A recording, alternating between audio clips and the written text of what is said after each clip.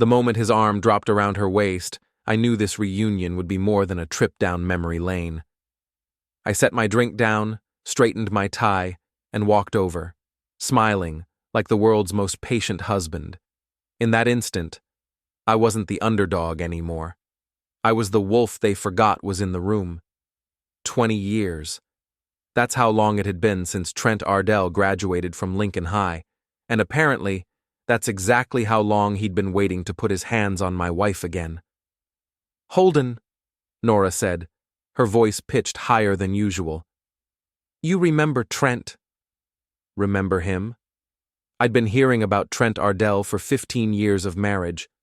The one who got away, the prom king to her queen, the golden boy who broke her heart and sent her running into the arms of a safe, boring project manager named Holden Solen. "Of course," I said, extending my hand. "The famous Trent. Nora's told me so many stories." He squeezed my hand harder than necessary, his construction worker grip trying to prove something. At 41, Trent still looked like he could bench press a small car. His company, Ardell Construction, had grown into one of the biggest outfits in 3 counties. Success suited him. Money had polished the rough edges but left the arrogance intact. "All good stories, I hope," he said, that arm still draped over Nora like he owned her. "The best kind," I replied. "The ones that end with me getting the girl." Nora laughed, but it sounded forced. She was wearing the blue dress I'd bought her for our anniversary last month, the one she'd claimed was too fancy for a regular dinner out. Apparently, it was just right for impressing old flames at high school reunions. The Marriott ballroom buzzed with the kind of forced enthusiasm that only comes from people trying to prove their lives turned out better than expected. Classmates clustered around tables draped in Lincoln High's colors, blue and gold, while a DJ played hits from 2004. The whole scene felt like a time capsule someone should have left buried. "We should have never broken up," Trent said, looking directly at Nora. Not at me, at her, like I wasn't standing right there. She laughed again. This time, it didn't sound forced at all. That's when I knew. Not suspected. Knew. The way you know when you walk into your house and something's been moved. The way you know when someone's lying before they open their mouth. 20 years of marriage teaches you to read the signs, and every sign was screaming the same thing. I excused myself to the bar, ordered another scotch, and pulled out my phone. 3 new messages from Arielle Seldor, Trent's sister, the one who'd been texting me for months with information I'd hoped I'd never need. The first message was a photo. Trent and Nora on the dance floor, his hand lower on her back than any married woman should allow. The timestamp showed it was taken 5 minutes ago. The second message was an address. Room 608. This hotel. The third was just 2 words. "I'm sorry." I looked back toward the dance floor. Trent was spinning Nora around like they were the only 2 people in the room. Her face was flushed, her smile genuine in a way I hadn't seen in months, maybe years. My phone buzzed again. Another message from Arielle. "Don't do anything stupid. Meet me in the lobby in 10 minutes. There's more you need to know." More. As if what I already knew wasn't enough to turn my world inside out. I finished my scotch and started walking. Not toward the lobby, not toward the exit, straight toward my wife and the man who thought he could take her back. The thing about high school sweethearts is they never really break up. They just take extended breaks while they pretend to live adult lives with other people. Trent and Nora, prom king and queen, engaged at 19, the golden couple everyone expected to rule the world together. They broke up junior year of college. She said he cheated. He said she got cold. Neither of them ever mentioned his sister's role in the whole mess. I met Nora 2 years after their breakup, at a coffee shop near the university where she was finishing her communications degree. She was beautiful in that effortless way some women have, the kind that makes you forget how to order your usual drink. I was 24, working my first real job as an assistant project manager for a mid-sized development company and completely out of my league. She was crying over a textbook when I offered her my napkin. Turned out she wasn't crying about school. She was crying about him, about Trent, about how he'd ruined her ability to trust anyone ever again. I spent 6 months proving her wrong.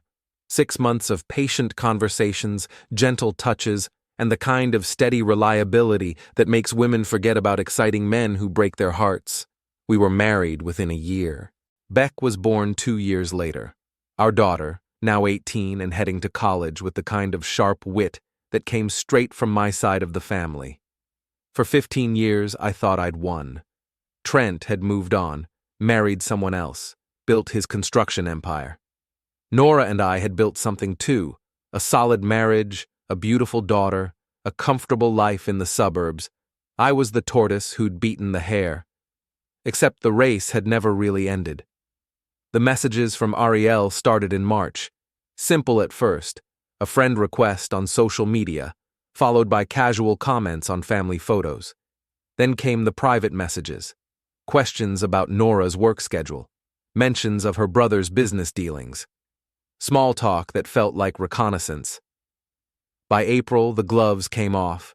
Screenshots of text conversations, photos taken from a distance, hotel receipts and credit card statements. A paper trail that painted a picture I'd been too trusting or too stupid to see. Nora and Trent had never stopped talking, not completely. A message here, a call there. Birthday wishes that turned into longer conversations. Business networking that became personal confessions. The slow rebuild of a connection that had never really been severed. The evidence Arielle provided was methodical, damning, and completely believable. Text message from Nora to Trent, dated 6 months ago. Sometimes I wonder what would have happened if we'd tried harder back then. His response, we were kids. We're not kids anymore. Another exchange, 3 months later. Holden's working late again. Some things never change. You deserve better than someone who puts work before you. I used to have someone who made me feel alive. You still do. You just forgot. I'd read every message Arielle sent me, studied them like evidence in a case I was building against my own life. The timeline was clear. The intent was obvious. The only question left was what I planned to do about it. Standing in that ballroom, watching my wife dance with her first love like they were teenagers again, I finally had my answer. I was going to end this, tonight. But first, I needed to hear what else Arielle had to tell me. Arielle's cell door was waiting in the lobby, perched on a leather chair near the elevators like she owned the place. She'd kept her married name after the divorce, probably because it sounded better than Ardell on business cards.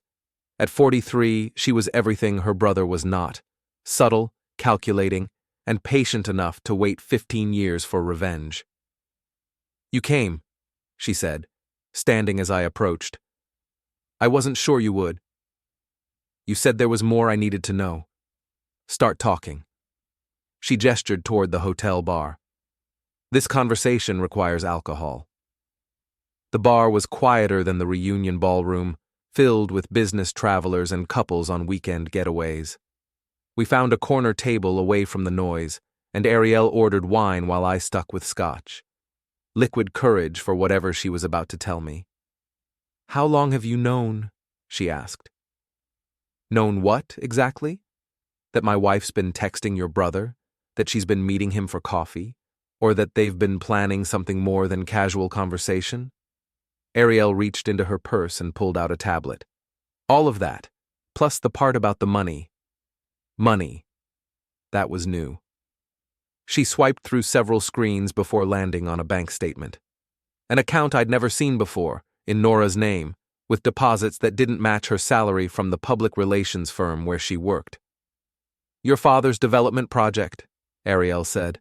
The one on the west side of town. Nora advocated for Trent's company to get the contract, didn't she? I nodded. It had been Nora's suggestion, actually.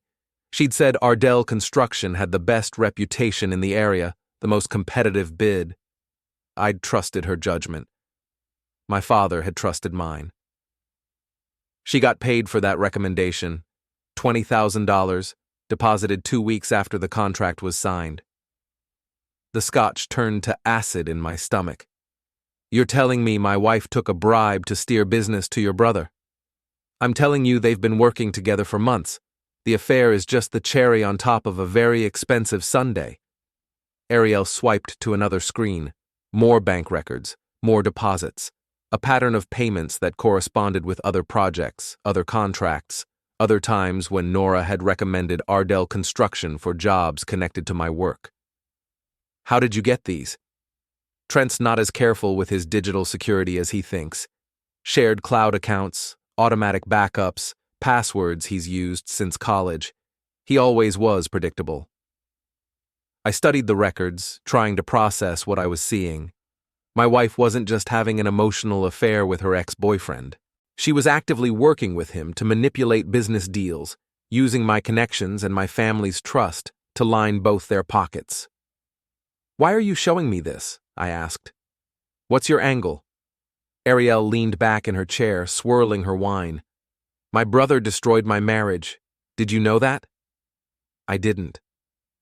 5 years ago, when I was going through my divorce, Trent convinced my husband that I was having an affair, showed him doctored photos, fake text messages, evidence that looked real enough to hold up in court. I lost everything. Half my business, most of my friends, custody arrangements that favor my ex, all because Trent thought it would be funny to watch me suffer. And now, you want revenge. Now I want justice.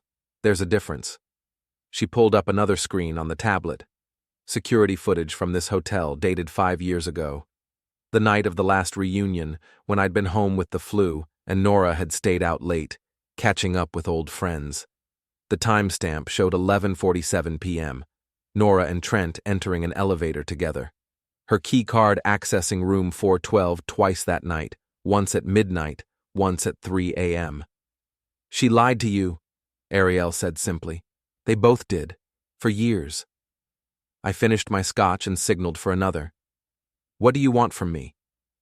I want you to help me take them down, both of them, publicly, completely, in a way that ensures they never hurt anyone else the way they've hurt us. And if I say no?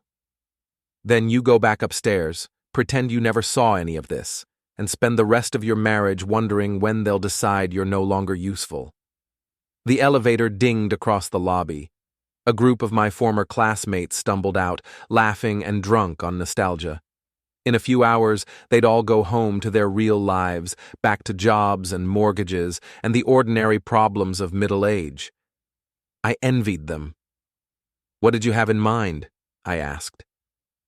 Arielle smiled for the first time since I'd sat down. Something poetic. Something that fits the crime. Something that ensures everyone at this reunion goes home with a story they'll never forget. She reached into her purse again and pulled out a small device, a recording device. Room 608, she said. They think they're being clever, but the walls in this place are thin, and the security system is older than your marriage. 1 hour from now, they'll be up there having a conversation that will end both their careers and their reputations. You want me to record them? I want you to broadcast them, live, to every phone in that ballroom. The plan was elegant in its simplicity, devastating in its scope, and completely legal, assuming we could prove they were conducting business fraud along with their personal betrayal. One question, I said. Why didn't you just take this to the police? Because prison would be too easy. I want them to live with the consequences. I want them to wake up every day for the rest of their lives knowing that everyone they meet has heard the recording. I want their shame to follow them everywhere they go. I thought about Beck, away at college orientation, blissfully unaware that her mother was about to become the subject of the biggest scandal in our town's recent history. I thought about my father, who'd trusted Nora's business judgment enough to risk his life savings on a development project. I thought about 15 years of marriage built on what I now realized was a foundation of lies. I'm in, I said. The recording device was smaller than a pack of gum and powerful enough to pick up conversations through hotel walls. Arielle had done her homework. She knew which rooms shared ventilation systems, which walls were thin enough for surveillance, and exactly how to position the equipment for maximum audio quality. Room 606 was vacant and accessible, with a master keycard Arielle had somehow acquired from hotel security. She didn't explain how, and I didn't ask. Some questions are better left unanswered when you're planning to destroy your wife's life in real time. The app will broadcast directly to any phone connected to the hotel's Wi-Fi, Arielle explained as we set up the equipment. Every person in that ballroom will get a notification. They'll think it's a hotel announcement at first, but once the audio starts playing, she didn't need to finish. Once people heard Nora and Trent's voices, once they realized what they were listening to, the news would spread faster than wildfire. In the age of social media, scandal travels at light speed. My phone buzzed. A text from Nora. "Where did you go? People are asking about you." I showed the message to Arielle. She shook her head. "Don't respond yet. Let her wonder. The more nervous she gets, the more likely she is to say something incriminating when she meets him." We finished setting up the recording equipment and returned to the ballroom. The reunion was in full swing. Classmates sharing photos of their kids, bragging about promotions, and pretending the last 20 years had been kinder than they actually were. The DJ was playing songs from our senior year, and couples were slow dancing to ballads that had seemed profound when we were 18. Nora was standing near the dessert table talking to Jennifer Walsh and Susan Chen, two women who'd been her closest friends in high school and remained active in her social circle. They were probably discussing their children, their jobs, their husbands' latest failures to meet expectations, the usual topics that filled the spaces between deeper conversations. I approached the group with a smile that felt foreign on my face. "Ladies, having a good time?" "Holden," Jennifer said. "We were just talking about the old days. Remember when you and Nora first started dating? You were so nervous around her." "Still am," I said, putting my arm around my wife's waist, the same spot where Trent's arm had been an hour earlier. "Some things never change." Nora tensed under my touch. Subtle, but I felt it. The way you feel someone flinch when they're hiding something. "Where did you disappear to?" she asked. "I looked for you at the bar." "Bathroom. Then I ran into Mike Peterson from our old chemistry class. You know how he talks. I couldn't get away for 20 minutes. The lie came easily. Too easily. Maybe I'd learned something from 15 years of marriage to someone who made lying look effortless. Susan checked her watch. "It's getting late. David and I should probably head out soon." "Us too," Jennifer added. "Early morning tomorrow." They said their goodbyes and drifted toward the exit, leaving Nora and me alone near the dessert table. She was fidgeting with her wedding ring, spinning it around her finger, a nervous habit I'd noticed more frequently in recent months. "Are you okay?" I asked. "You seem distracted." "Just tired. These things are exhausting. All the small talk, all the pretending to care about people you haven't thought about in 20 years. We could leave early if you want." She looked toward the dance floor, where Trent was talking to a group of former football players. His eyes met hers across the room, and something passed between them. A signal, a confirmation. "Actually," she said, "I promised I'd catch up with a few more people. Why don't you head back to the room? I'll be up in an hour or so." An hour. Exactly the timeline Arielle had predicted. "Which people?" I asked. "Just old friends. You don't know them." Another lie. Easier than the first. "Okay," I said. "I'll see you later." I kissed her cheek, a gesture that felt like goodbye, though she didn't know it yet, and walked toward the elevator. Arielle was already there, waiting. "She took the bait?" she asked as the doors closed. "Hook, line, and sinker. They'll be upstairs in 15 minutes. Good. That gives us time to test the broadcast system." We rode to the 6th floor in silence. The hallway was empty except for a housekeeping cart parked near the ice machine. Room 608 was at the end of the hall, corner unit with windows facing the parking lot. Perfect for privacy. Perfect for surveillance. Arielle's tablet showed the audio feed was working. We could hear footsteps in the hallway, voices from neighboring rooms, the hum of the air conditioning system. When Nora and Trent arrived, we'd hear every word. "Last chance to back out," Arielle said. I thought about Beck, about my father, about 15 years of trust that had been systematically betrayed. I thought about the bank records, the hotel footage, the web of lies that had been carefully constructed around my life. "I'm not backing out," I said. My phone buzzed. Another text from Nora. "Heading upstairs now. See you in the morning." In the morning. She wasn't even planning to come back to our room tonight. "Here we go," Arielle whispered. On the tablet screen, the audio levels spiked. Voices in the hallway, a key card beeping, a door opening and closing. Then, clear as if they were standing next to us, we heard my wife's voice. "I can't believe we're actually doing this." And Trent's response, "We should have done it years ago." The audio quality was better than I'd expected. Every word came through crystal clear, as if Nora and Trent were sitting in the room with us instead of on the other side of a hotel wall. "Did anyone see you leave?" Trent asked. "I told Holden I was catching up with friends. He bought it. He always does." There was the sound of movement, footsteps on carpet, the soft thud of something being set down, a purse maybe, or shoes being kicked off. "How much longer do we have to keep this up?" Nora continued. "I'm tired of pretending." "Not much longer. The Morrison project should close next month. After that, we'll have enough to make our move." Morrison. That was the shopping center development my father had been working on for 2 years. His retirement project. The one that would fund his golden years if it went well, and bankrupt him if it didn't. Arielle was recording everything on her tablet while simultaneously preparing the broadcast system. Her fingers moved across the screen like a pianist playing a familiar piece, precise, confident, and relentless. "Holden's father trusts you completely," Trent said. "He'll sign whatever you put in front of him." "I feel bad about that part," Nora replied. "He's been good to me over the years." "He's collateral damage. You can't make an omelet without breaking eggs."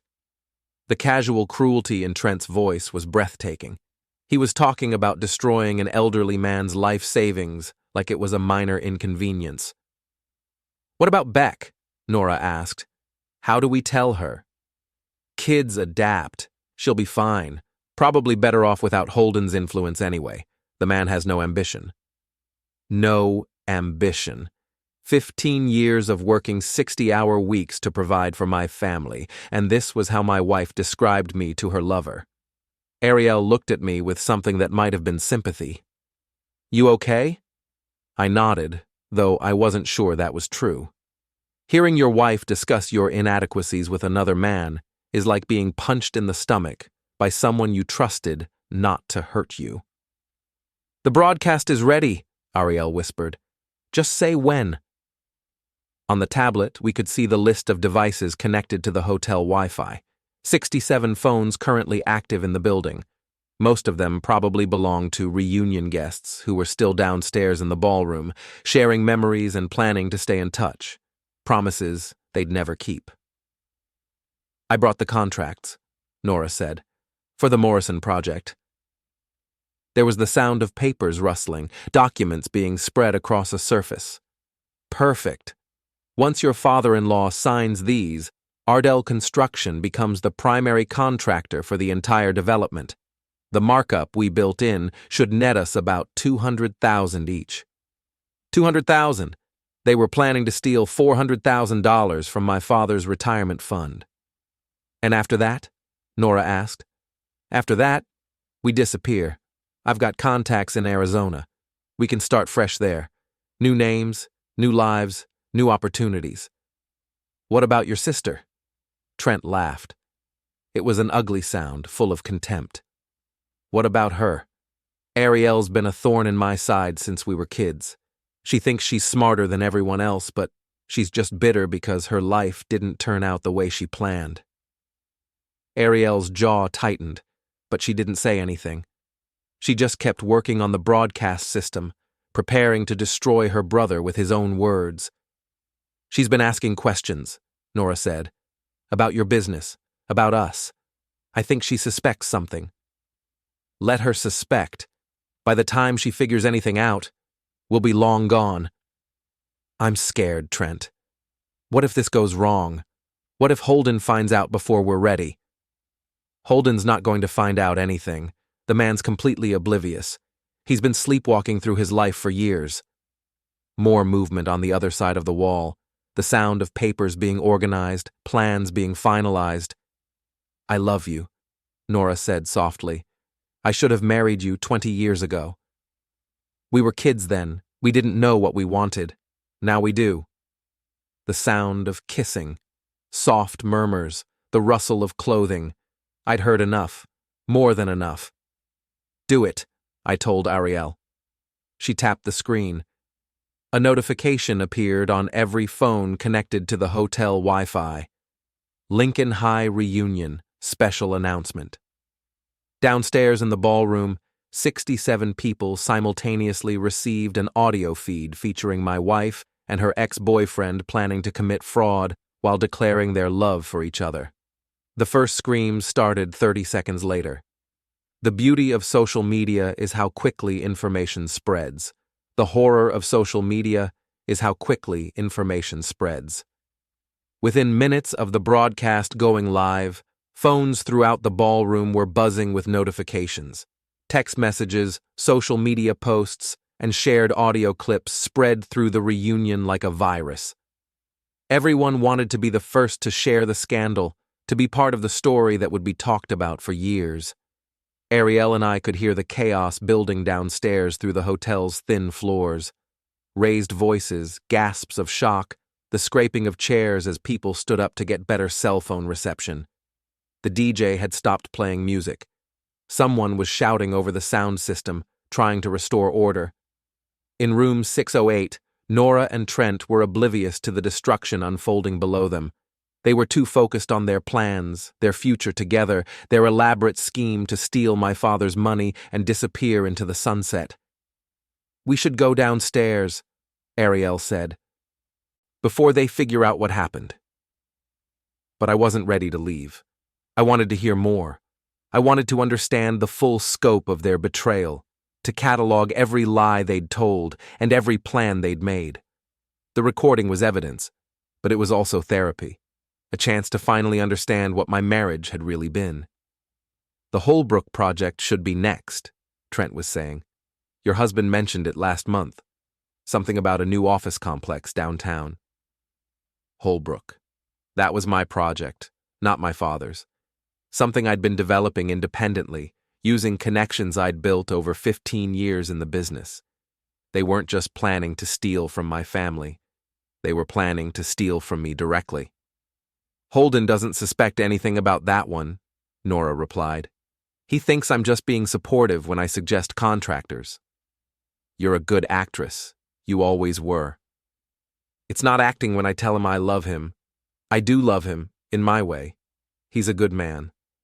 Good men finish last. You deserve better than good. My phone started buzzing. Text messages from classmates who were downstairs, listening to the broadcast in real time. The messages ranged from shocked to sympathetic to gleefully scandalized. From Jennifer Walsh. Oh my God, Holden, are you hearing this? From Mike Peterson. Dude, where are you? This is insane. From Susan Chen. I'm so sorry, we had no idea.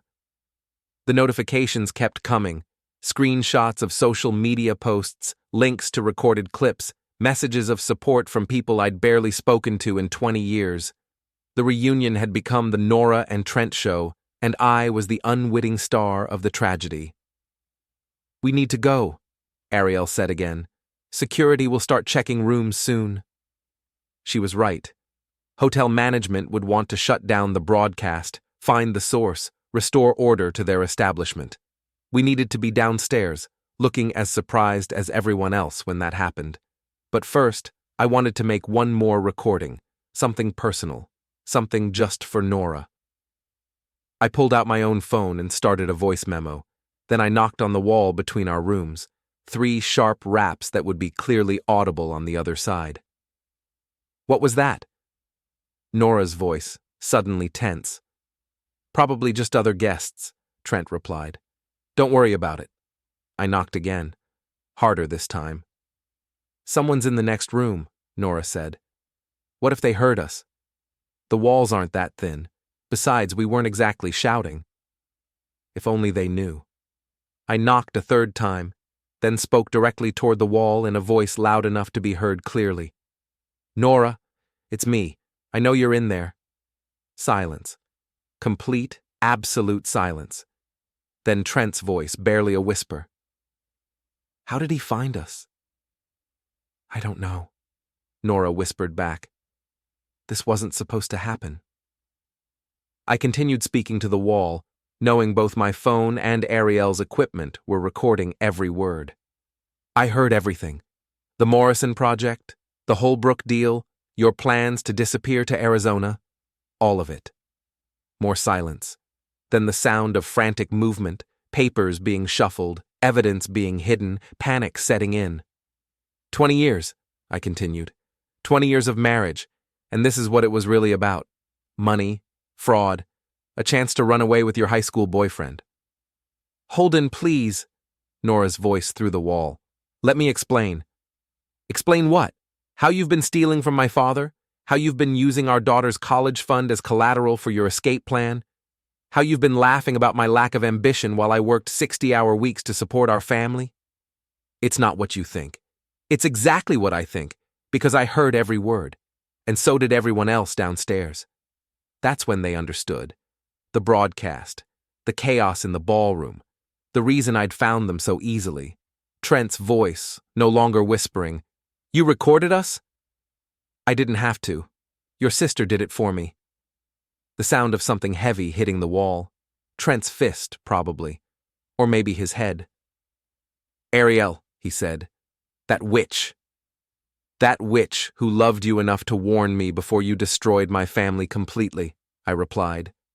Arielle was tugging at my sleeve, pointing toward the elevator. Security guards were emerging from the stairwell, heading in our direction. Time to make our exit. But I had one more thing to say. Nora, the divorce papers will be filed Monday morning. Beck already knows. I called her an hour ago. She's flying home from orientation tomorrow to help me pack your things. Holden, wait. And Trent? My father's pulling out of the Morrison project, permanently. You can explain to your investors why the deal fell through. We made it to the elevator just as the security guards reached our floor. As the doors closed, I could hear Trent shouting through the wall of room 608, angry, desperate, and completely powerless to stop what he'd set in motion. The ballroom looked like a disaster zone. Abandoned drinks sat on tables next to phones still playing audio clips from the broadcast. Clusters of classmates huddled together, sharing screenshots and speculating about details they'd missed. The reunion had officially become a wake for my marriage. Jennifer Walsh spotted me first. She rushed over with the kind of expression people wear at funerals, sympathetic but secretly thrilled to be part of the drama. Holden, we're so sorry, she said. We had no idea Nora was capable of something like this. Neither did I replied, which was mostly true. Mike Peterson appeared at my elbow, holding his phone like evidence in a criminal trial. Dude, this recording is everywhere. Facebook, Twitter, Instagram. Someone even posted it on TikTok with subtitles. The viral nature of the scandal was both horrifying and satisfying. Nora had spent her career in public relations, carefully crafting images and managing reputations. Now she was learning firsthand how quickly a reputation could be destroyed in the digital age. Where is she? Susan Chen asked, looking around the ballroom like Nora might materialize from behind a decorative pillar. Upstairs, I said, probably trying to figure out damage control. Is there any coming back from this? Jennifer asked. I thought about the bank records, the hotel footage from 5 years ago, the detailed plans Trent and Nora had made to steal from my father and disappear. I thought about Beck, who'd listened to the entire recording over the phone while I sat in room 606, and who'd responded with language that would have made her mother faint. "No," I said. "There's no coming back from this." Arielle appeared beside me, moving through the crowd like she owned the place. To most of the reunion guests, she was just Trent's sister, someone they vaguely remembered from high school but hadn't thought about in years. They had no idea she was the architect of the evening's entertainment. "How are you holding up?" she asked, playing the role of concerned family friend. "Better than expected," I replied. "Thank you. For everything." She nodded slightly, acknowledging the gratitude without drawing attention to her role in the night's events.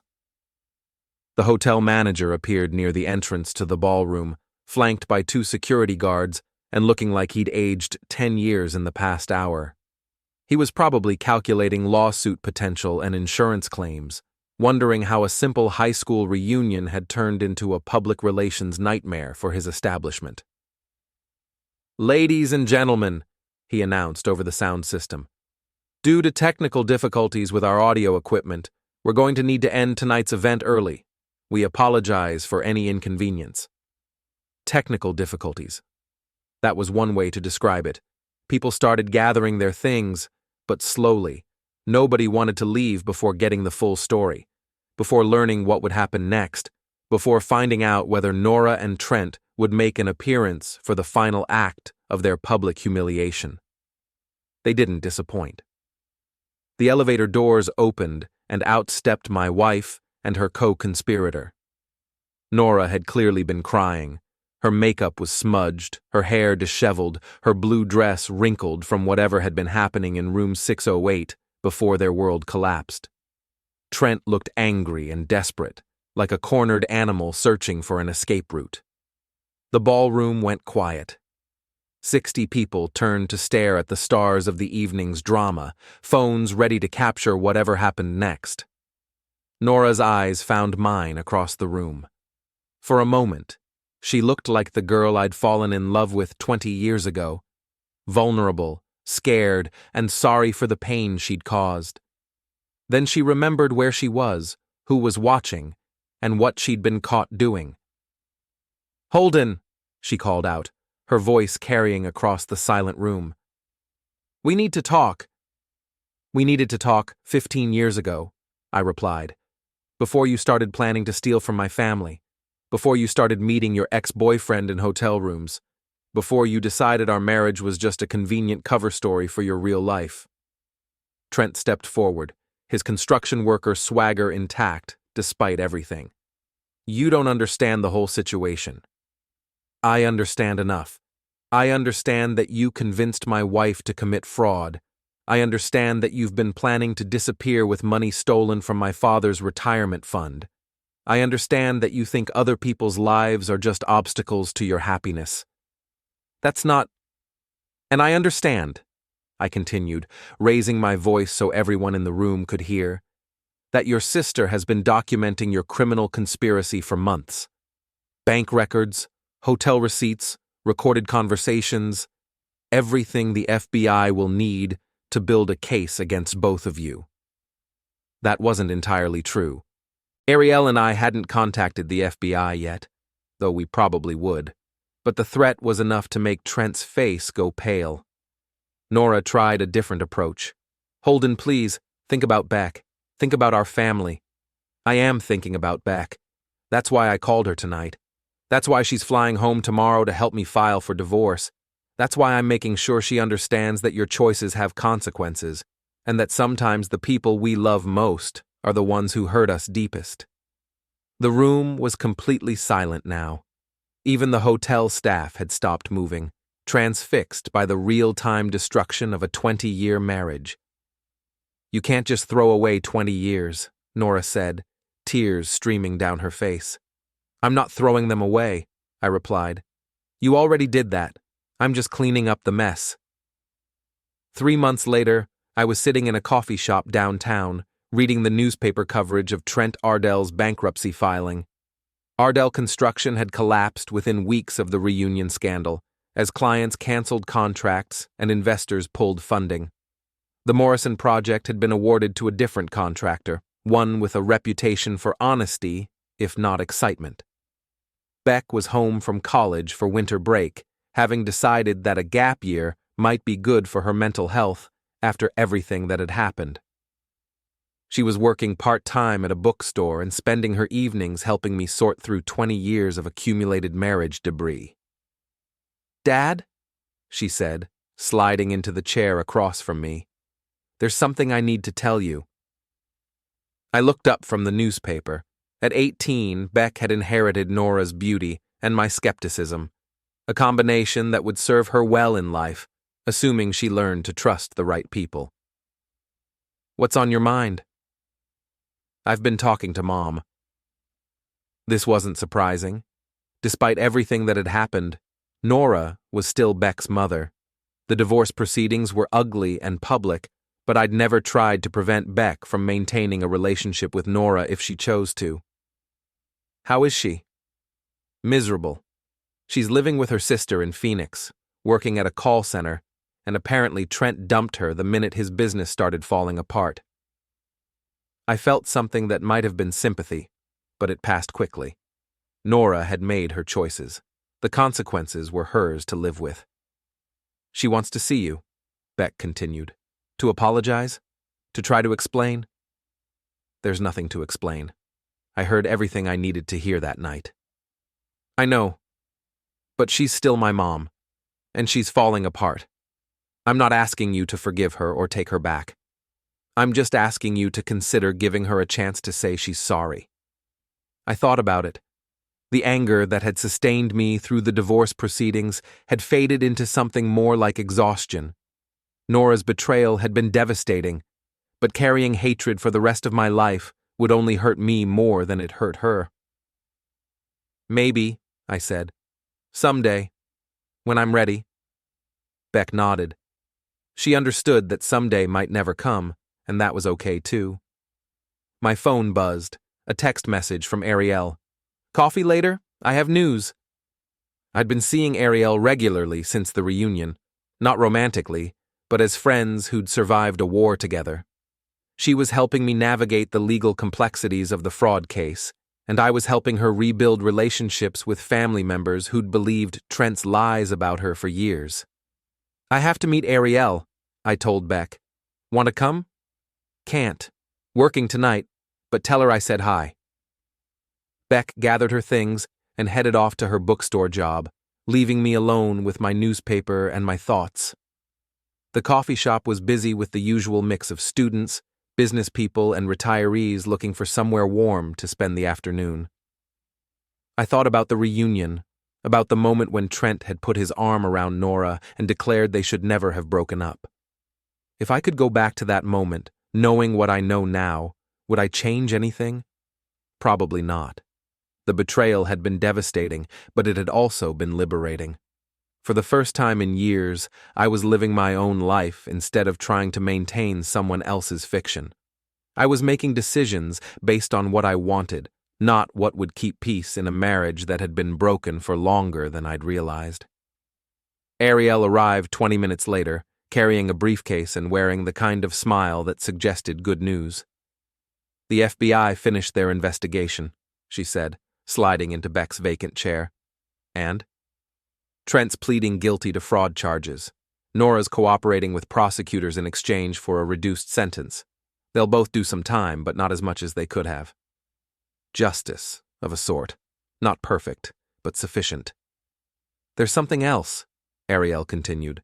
"Something I haven't told you." I waited. I didn't just stumble across evidence of their affair. I've been investigating Trent for years, documenting his business practices, building a case against him.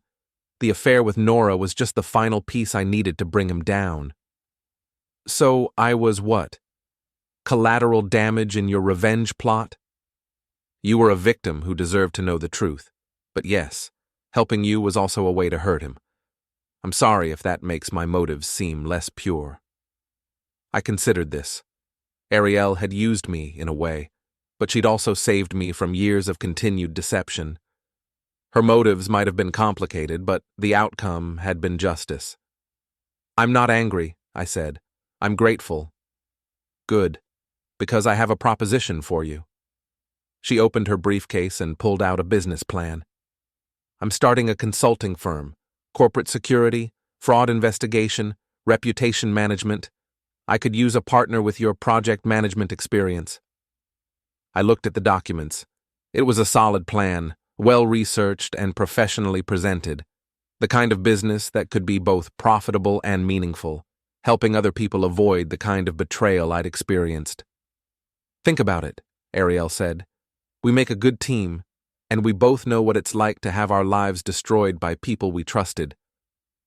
I thought about my old job, about the comfortable routine I'd maintained for 15 years while my marriage slowly disintegrated around me. I thought about Beck, who would benefit from seeing her father take risks and build something new. I thought about the future I could create, starting now, with people who'd proven they could be trusted. "I don't need to think about it," I said. "I'm in." Arielle smiled, the first genuinely happy expression I'd seen from her since the night of the reunion. "Partners?" she asked, extending her hand. "Partners," I agreed. Outside the coffee shop, snow was beginning to fall. The first snow of winter, covering the old world with something clean and new. I watched it accumulate on the sidewalk and thought about second chances, about the difference between revenge and justice, and about the unexpected ways life can change direction when you least expect it. My phone buzzed one more time, another text from Beck. "Proud of you, Dad. See you at home." Home. Not the house I'd shared with Nora, which had been sold as part of the divorce settlement. Not the apartment I'd been renting since the separation. The new place Beck and I had found together, smaller than the old house, but honest in a way our previous life had never been. I finished my coffee, shook hands with my new business partner, and walked out into the snow. Behind me, the reunion was 3 months in the past.